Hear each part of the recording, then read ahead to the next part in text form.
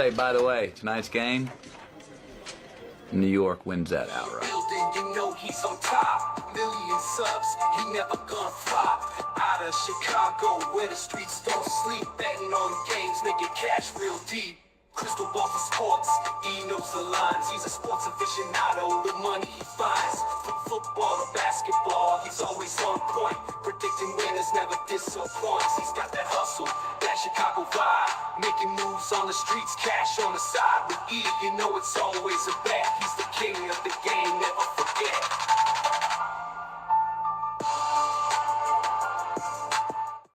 Hello and welcome to the Etoft21sports show for March 24th. How is everyone doing? My name is Erik. I'm the man behind Etoft21sports. Absolutely loaded episode for you today. My boy King Midas Bets and I are going to be breaking down our favorite MLB futures and sharing some bets from the Sweet 16. Also, Gino just sent in his horse racing bet of the day, so that is going to be coming at you a little bit later in the episode. So let's get to the sponsor of the show, ProphetX. Guys, if you're not using ProphetX, go to the App Store, download the ProphetX app, use promo code ETOFT21. That way they know, oh, Uncle Rico sent you. Now, without further ado, let's go ahead. Let's welcome this week's special guest, the man, the myth, the legend, the pride of Austin, Texas, King Midas Bets, dude. How you doing today, my man? Running it back. Cheers to everybody. A little vino, dude. A little vino. You know, it's Tuesday, right? We're gonna make it through this week. Are you like, so full transparency? I am home visiting the family. Yeah. Are you taking the death of Vance on NCIS that hard that you needed to drink, my friend? No, I just not at all. My parents pulled one out to him, so I had no idea that show was still on. But tomato. How you been, my friend? Good, man. Just handicapping basketball every single day. The tournament is weird because everybody loves the tournament, right? Best betting time of the year. But it actually like slows down a little bit. Like there was no games to bet yesterday where, I went maybe November through mid-March without ever missing a day of college basketball betting. So it's like intense for the 4 days. And then it's like, it's actually kind of chill for a while. I was going to try to get through the whole day without betting, but I ended up taking the Pistons plus, I ended up taking the Pistons plus 105 on the money line. So that was luckily able to cross the line for the big guy. But we're not here to talk about the association. NBA bettors are a different breed, man. Different breed. Hey, dude. You know what? I'm a selective NBA bettor, dude. Selective. That's good. I feel like you have to be. And I mean, you have to truly be an NBA bettor to understand the situations. It can't all be analytics, right? Like I'm an analytics guy. It all goes out the window in the NBA because of who's playing, who's resting, who's motivated, who's tanking. Not saying you don't use it, but it's a different beast. And then there's also the stuff with Cade. You have to play 65 games. He has a collapsed lung. He may not get the 65 now. Giannis wants to play. The Bucks are holding him out. I mean, there's all just this numerous shit going on in the association. We're not here to talk about that. We're here to talk some MLB futures, and we're also here to talk about the Sweet 16. Let's go ahead. We're going to start this bad boy off. We are going to share our favorite MLB future. And the funny thing is, both of ours are tied to the same team, and we didn't even talk before this. So what's your MLB future? I had mine, and then I saw what yours was going to be, and I liked it even more. So I've got the Mariners to win the AL plus 450. I'm in Texas. Everybody knows Texas has weird, dumb rules about sports betting. And one thing that it really limits me on is my ability to shop lines. So there's a chance that you're actually going to get a better line than that. It hits me hardest on futures. But Mariners to win the AL, I think it's wide open this year. I felt like they had the team to get it done last year, but they were just kind of a year short. They were a year too young. They were a little bit top heavy in certain places. They're coming back with a well-rounded starting pitching lineup. They've got bullpen help. They've got bats. They've got a farm system where I see 4 or 5 guys that if they ran into injury trouble down and at multiple different positions, they've got a shortstop elite. They've got an outfield guy. They've got a left-handed pitcher. And these are guys probably aren't even going to make the starting roster. The other angle that I'm looking at, so they're a loaded team in a wide open AL. A lot of teams that'll take money, like the Yankees, have glaring holes.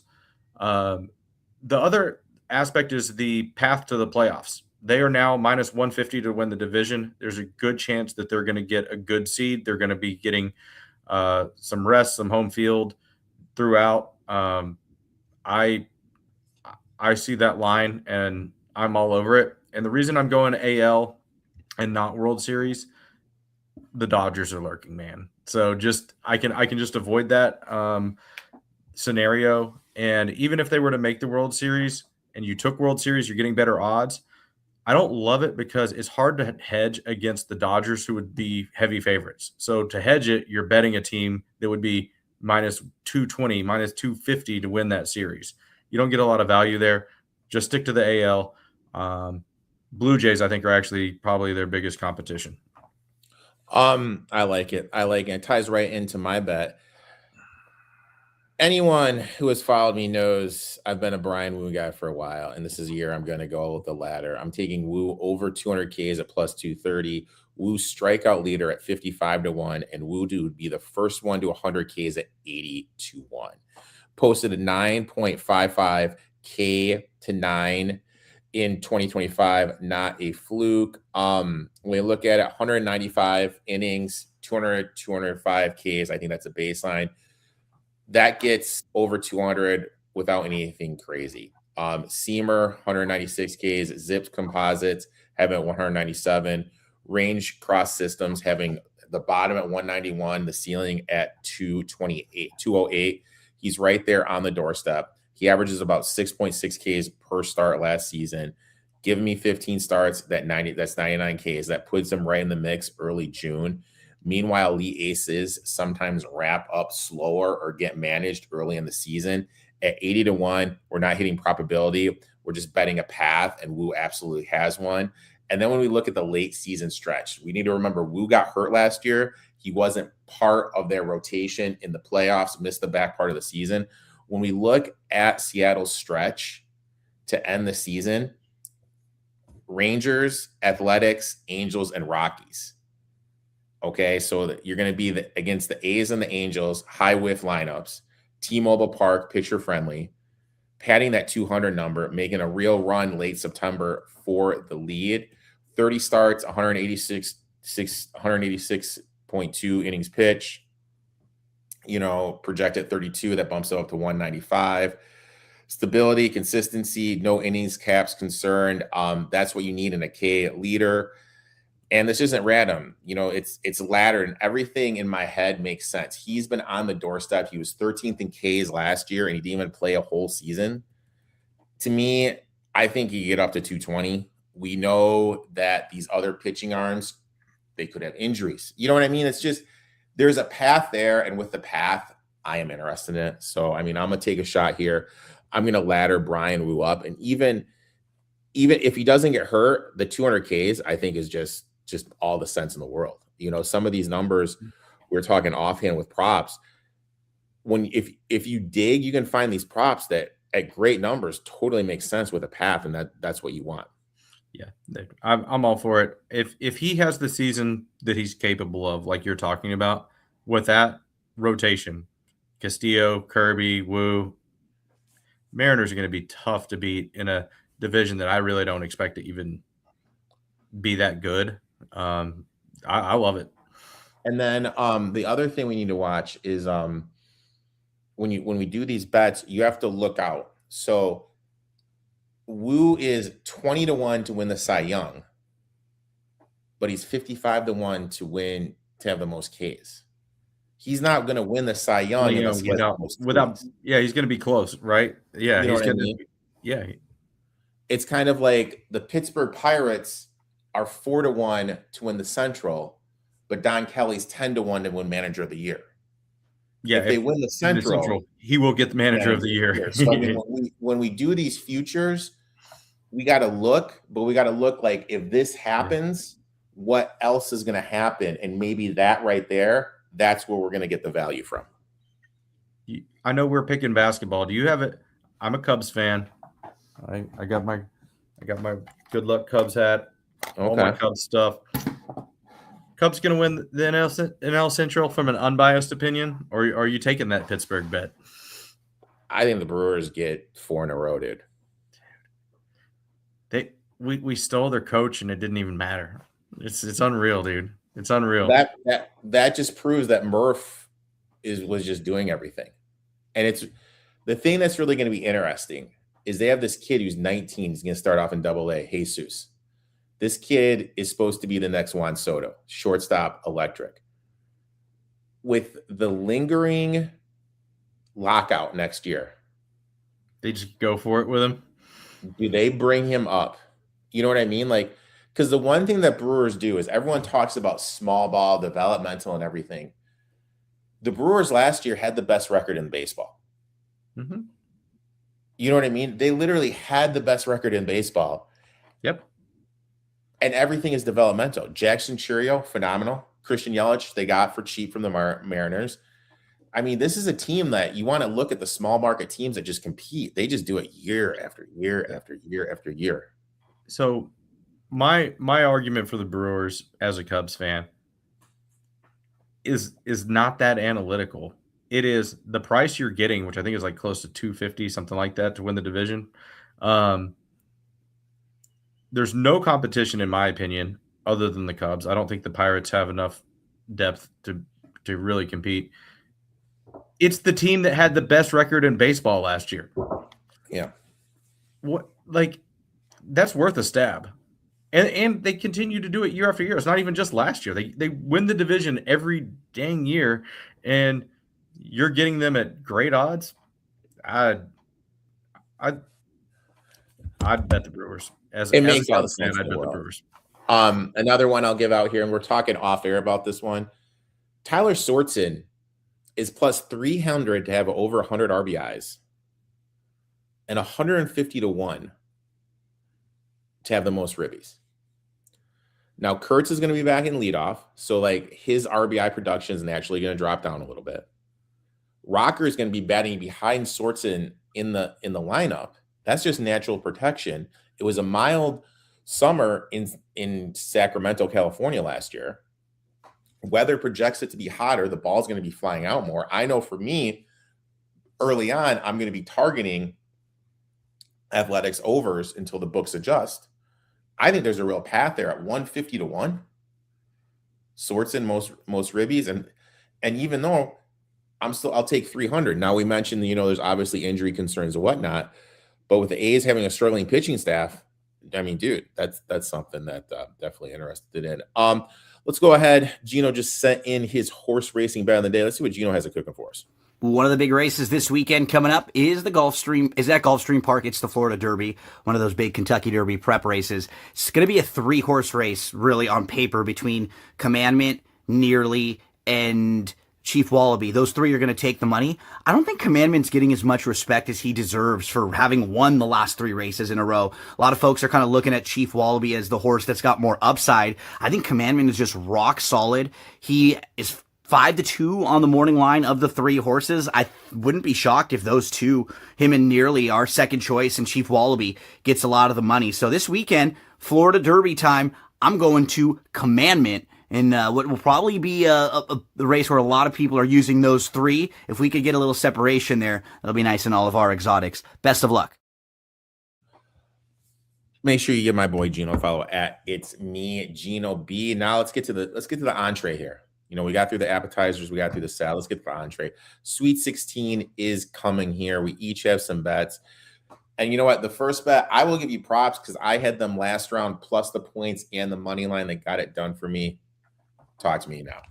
All right. before I even get into it, I got to say, I owe your listeners, your loyal listeners, some winners, because my basketball record this year is 122 and 102 plus 24.8 units, and I didn't do so good last time I was on the show. So the odds that I don't do good again are slim. We're going with Texas plus 7.5. Like Purdue. Purdue has a great record. They are not great against the spread. They are a team that they have defensive slippage. They love to let inferior teams hang around. Texas is scoring 82.9 points a game, so they have a high offensive ceiling. Purdue, 29-7, but not good against the spread at all. And I think Texas is a team, Sean Miller, really coaching up a bunch of guys who this will probably be the worst talented team that Sean Miller has at Texas. Not to say they're not talented, but they're not Purdue. But like I said, Purdue showing that defensive slippage and losses when you're looking at a 7.5 point spread, when you're giving up mid 70s to 80 plus points a game, it becomes really, really hard to cover.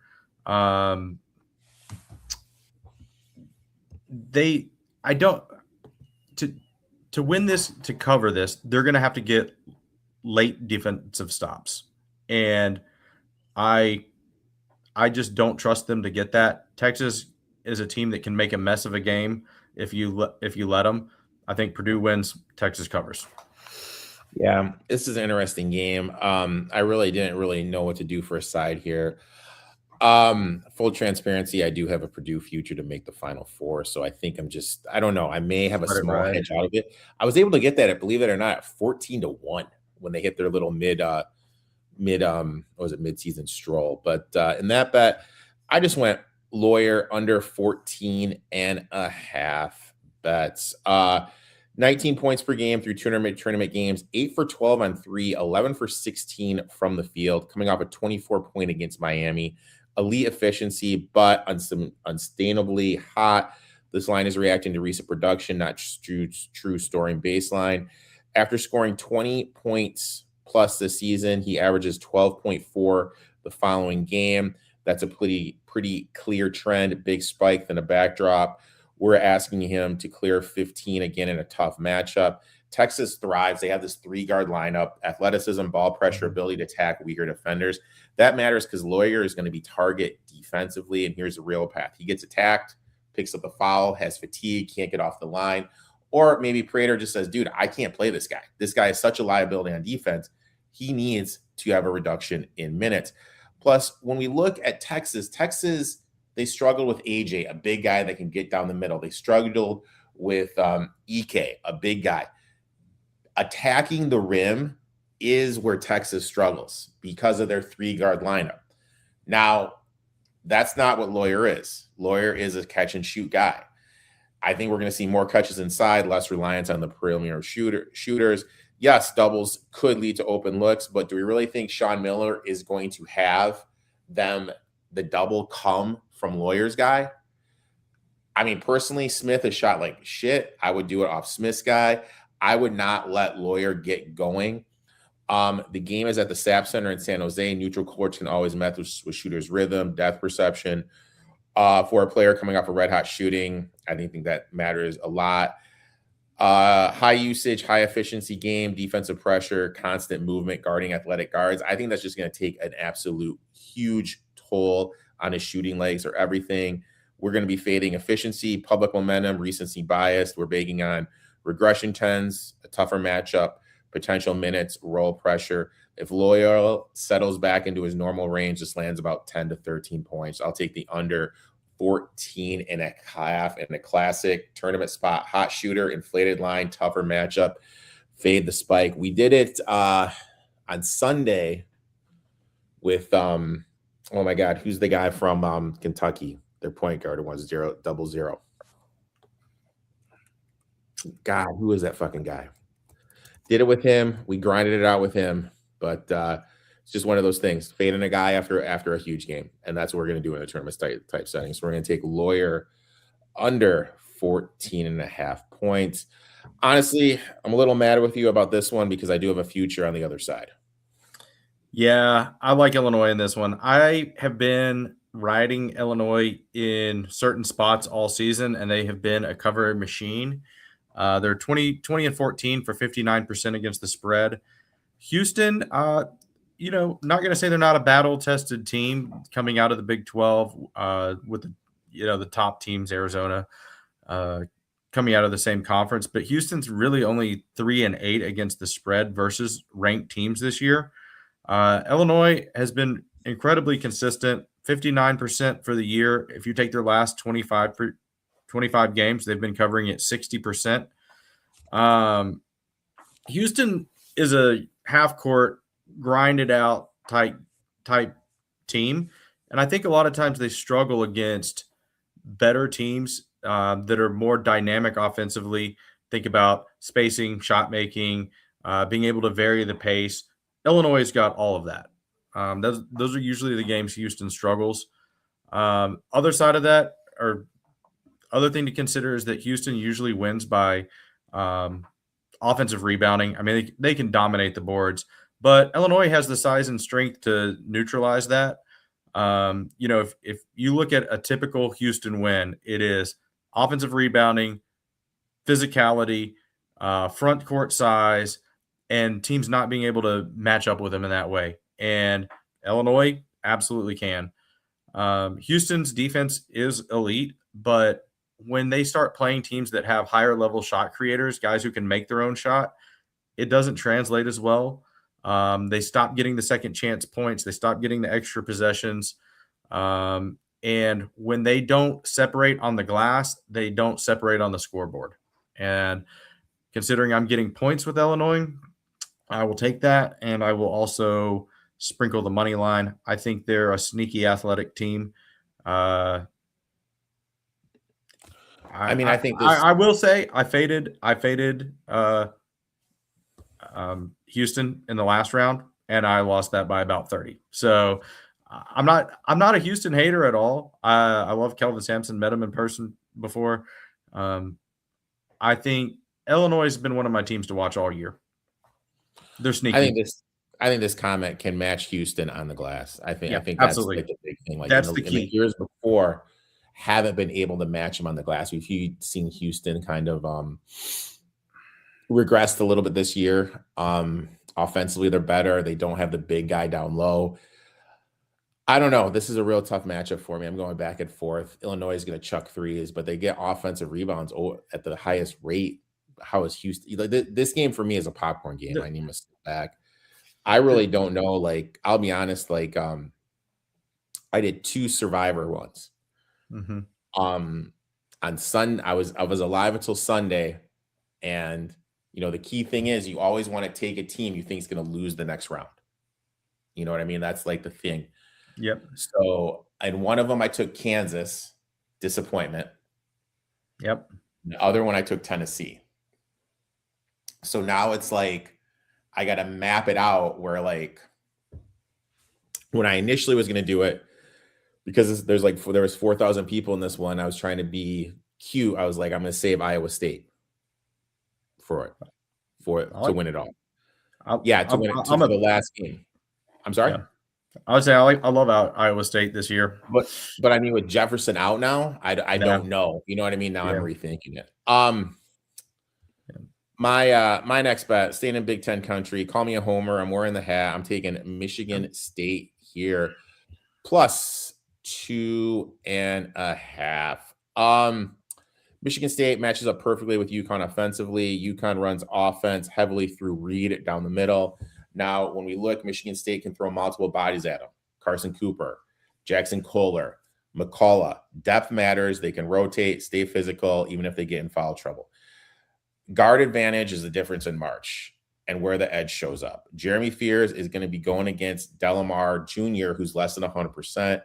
UConn is lacking the elite, consistent guard creation. If Fears can bounce back from his 3 of 13 shooting last game, I think this is a great spot. Meanwhile, I need to see a Netflix documentary on what happened to Solo Ball. He has just been god awful, and that makes this UConn offense very thin. Jesus Christ, I can't even talk. transition and depth favors Michigan State.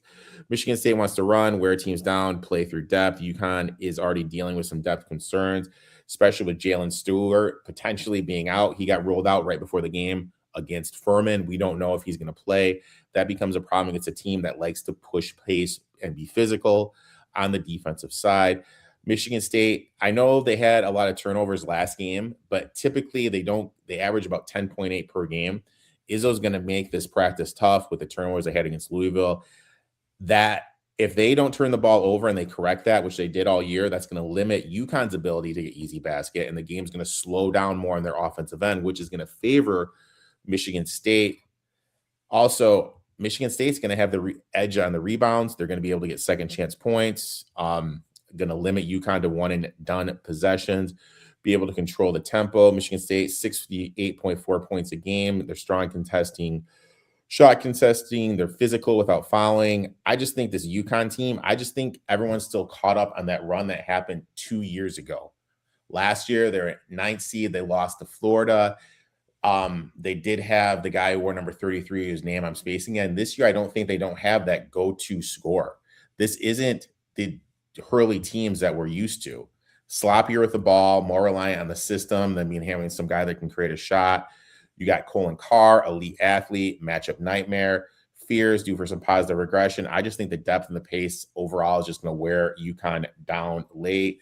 Yes, I know Carr is coming off a big game, but he's going to have shot regression. He's not going to hit 2 threes, but just his athletic, they're going to have the best athlete. They're going to be able to make UConn uncomfortable, better guard play, deeper rotation, team built for March and Izzo. Give me Michigan State here, plus 2.5, my friend. I like it. Next, I think they win it straight up. I'm definitely be playing that too.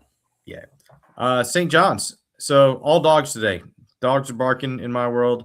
A lot of times the Sweet 16 is where you see slower defensive games, fewer possessions, harder for favorites to pull away. So when I see good teams getting a significant amount of points, like St. John's in this case, I'm gonna take a close look at that. St. John's has covered the first half spread in 10 of their last 12 games. So, yeah, I think there is some idea that with Duke, who is a very talented team, they could win it all. You kind of have to – there's that initial shock factor of like, yeah, you're playing some dudes. St. John's being a team that comes out and plays well in the first half, I think they're well prepared to weather that storm. Overall, St. John's has been a great, not great, but a good against the spread team all season. They're 21-15 against the spread. They've won 21 of their last 22 games. They're coming in on an 8-game winning streak. Their defense ranks in Ken Palm's top 10.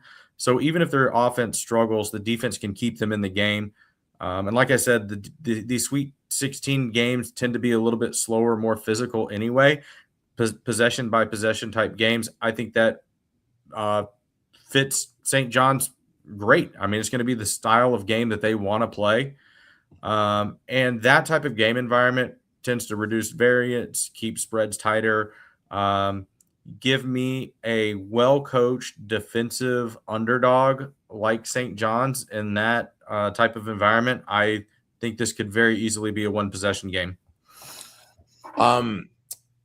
I think this game is going to be very interesting.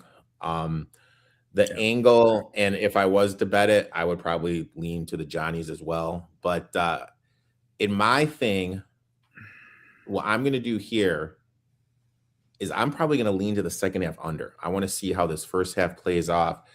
Do you know which team this year was 22-7-2 to the second half under? So, no, I do know that Duke, the under, has hit in 11 of the last 12 St. John's games and 14 of the last 20 Duke games. So under is a hot trend, but I don't know the answer to your question. Duke this year, 22-7-2 to the second half under. And then if we just kind of look, Shire in his career, 68-45-2 in the regular season to the under. Throw in the postseason. He is 76, 50, and 2. So, I mean, historically speaking, the Shires teams go to the under. So I'm going to be looking for the second half under for that one. It's I like hit in both games so far too. So I liked the under on that one. I'm seeing 141.5. That was just a tad low for me in a game that I consider to be a one possession game. High likelihood of getting a lot of fouls at the end. That's the only reason that I picked St. John's instead of the under. I do think, I mean, this is not going to be a high scoring game. I mean, even if it goes over that number, this is going to be a grinded out game. Excuse me. And then the Sweet 16, I know everyone talks about, first half unders, first round. The Sweet 16 has a better ROI for first half unders. So, I mean, Sweet 16 is the grinded out round. Yeah. I mean, and I think that, yes, exactly what you said. Everybody thinks about that being a first round trend. That's just degenerates that want to bet 32 games in 2 days. Like the Sweet 16 is truly where teams go possession by possession, and they make every possession count. They may be at a high efficiency level, but the pace of play slows down. And I really think it, everybody talked about chalk in this bracket, and all the higher seeds, and I'm over here picking underdogs. I think the trends that people are looking at apply to like teams that get picked apart by NIL, the lower ones, and the teams that are advantaged by that. But trust me, St. John's, Illinois, they're more like the Dukes of the world than the McNeese States of the world. That's a first and second round trend, not a late round trend where you got to keep picking chalk all the way through. I will die on this hill. If Hawaii could have made a goddamn layup, it would have been a lot closer against Arkansas. I mean, dude. I bet on Hawaii, by the way. So the day that I bet on Hawaii, that day, I had 6 bets, and I won 5 of them, and the only one that I lost was Hawaii. I think that was Thursday. The only bet I lost that day was Hawaii, and I watched a good chunk of that game, and I'm just sitting there the whole time saying, like, these guys should be covering this. Yeah. Well, I mean, they went 0 of 9 to start from deep. 8 of the 9 were characterized as a wide open shot, and they missed 14 layups in the game. Like, it's like Jesus. But I regress. My last bet, I'm staying in the Michigan State game. Give me Jackson Coiler over 10.5 points. You can actually get this at plus 102. So shop around. 12.6 on the season. He's cleared 10.5 in 22 games. This line is below his season average. He's been over it more often than not. I expect him to be the secondary scorer for Michigan State here. Fears is going to draw attention. Carr is coming off that big game. Defensive kind of shifts to him. That's going to leave Kohler in a perfect spot to be a safety valve, get clean looks in the half court. And I just think matchup-wise, it's going to be like a real tough matchup. So let's say Reed is guarding him. What they're going to do is they're going to put Fears in the pick and roll with Kohler. Kohler's going to drop back. He's going to have the open 3. Now, if they're not going to do that and they're going to put Reed on Cooper, that means Caravan is going to be guarding him. Kohler's going to have a huge size advantage. That's going to lead to some post-up opportunities. So either way they look to guard him, he's going to have the advantage. And I think Michigan State's going to hunt this out. He's shooting 39.3% from 3. He's averaging 4.3 attempts per game. That's massive when the number is just 10.5. 28 minutes a game, 9 field goals attempted per game. He's a solid 3-throw shooter above 80%. I think he's going to be able to get to 15, 16. And if you really want to be adventurous, you can put a little bit on that 20 over 20 at even more plus money. He's averaging 9 rebounds per game, 3 offensive rebounds. That's going to lead to putbacks, extra possessions, some bunnies. And this ties exactly to the game script. If I think Michigan State is going to win, Jackson Kohler has to have a big part of the game. I'm seeing his over-under at 10.5. I'm going to take the correlated play and take that plus 102 on Hard Rock. Absolutely insane number, and I'll gladly bet it, dude. All right. I don't play a lot of player props, so I'm going to trust you on that one. Dude, I'll tell you what, man. It's player props. were a grind this week. God, what I have. So, do you watch a lot of Tennessee basketball? I watch a fair amount because Rick Barnes, their longtime coach, was the longtime coach at Texas here in Austin before he went up there. And so, yeah, I watch a fair amount of Tennessee. Watched them. I bet on Virginia this past game. That was a loss. So this week it was just great with player props. I had a Met over 15.5, which grinded out to a win. I took as adjusted to score over 20 and lost that. Won Owen from Kentucky under 21.5. Brazil from Arkansas over 1.5 threes. Sanford from Nebraska under 18 points. Just grinded it out over the weekend, and it was fucking great, my friend. It was fucking great. Baseball season's right around the corner. You are the king of the MLB. I have you on here to hype your product. Why don't you tell everyone if they want to join the winning team, how they get a hold of you, my man? Yeah, for sure. We're just finishing up college basketball, up 24.8 units. Vast majority of the plays are 1 or 2 units. So it's not just like throwing a 30-unit play in there or anything like that. I max out at 5 units, and I played maybe 2 of them the entire year. If you're interested in baseball, I'm doing $100 full season. DM me on Twitter. I send all my plays daily on Twitter. I'm not doing the Dub Club, any of that anymore. Just straight you me, Venmo me $100. You get my plays every day. I do 1 to 3 plays a day. Typically, most of them 1 unit. Max is 5 unit. Those are rare. I don't parlay. I bet straight bets. It's a marathon. If you want to be in for a marathon, great. If you need more action and excitement, you need a 5-team banger with a guy at plus 600 to hit a home run that day thrown in. That ain't me. No offense if that's what you want. It's just not my deal. But if you want to grind it out and finish the season profitable at the end of the year, hit me up on Twitter at King Midas Bets. What if you just want to bet Brian Wu strikeout props? What's your question? Sorry. I'm just here to bet Brian Wu strikeout props. What about that? That's great. Let's just do a chase system on a martingale on Wu game by game strikeouts.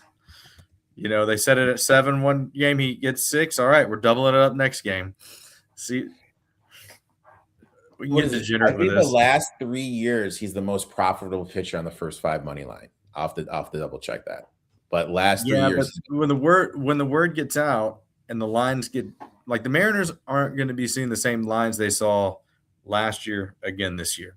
The word is out on them. I was reading something from somebody on the internet, and they were picking the Mariners to win it all. I know I picked them. I'm a little worried they're becoming almost too trendy of a pick. But I mean, people are looking at the lineup and the rotation, and the odds don't make sense. I'll be honest. I had them last year to win it all, and usually how it works for me is a team that I picked last year doesn't win it, and the following year they win it. So that's kind of like you're just a year ahead. I'm just a year ahead of the curve, dude. Or a year late. But King, I'd like to thank you for coming on, talking Cheers. a little shop, dude. Look forward to having you on again. Best of luck in your bets, and we will talk soon, brother. Absolutely. MLB anytime.